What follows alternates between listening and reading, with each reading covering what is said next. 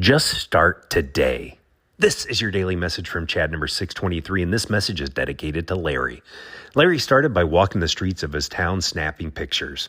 20 years later, you won't believe where it ended. He stopped every few feet on the streets of Palo Alto, took out his video camera, pressed record, drove a bit further, and repeated.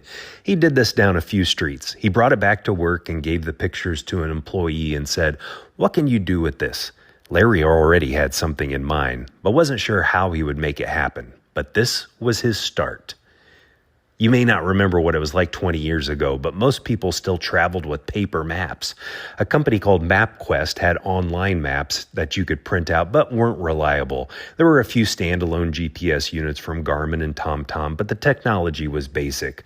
What Larry had in mind was creating a digital twin of the entire physical world. Every street, every building, every corner of Earth accessible from your phone. The technology didn't exist. Some guys in Australia had created some software that was much better than MapQuest, so Larry bought Where2 Technologies in 2004. In February 2005, 20 years ago this month, Google Maps was born. The next step was to get pictures of the entire world. He bought his first Street View camera. It was a monster, 500 pounds of equipment that needed a forklift to mount it on vans. By 2008, he developed new equipment that reduced it to 75 pounds. But mapping the world meant literally every corner, so he had to get creative. He mounted cameras on snowmobiles for winter terrain, tricycles for narrow alleys, boats for waterways, cars for city streets, camels for deserts. But capturing images was just the beginning. The real challenge was stitching together images into seamless panoramas and building detailed 3D visualizations. Then there were the obstacles of privacy concerns that erupted worldwide. So he built advanced face blurring technology and implemented strict data collection policies.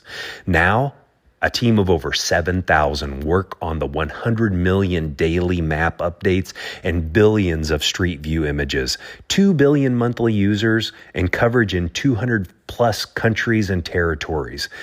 No one could have predicted that from those first pictures at a street corner in Palo Alto, California, what would develop.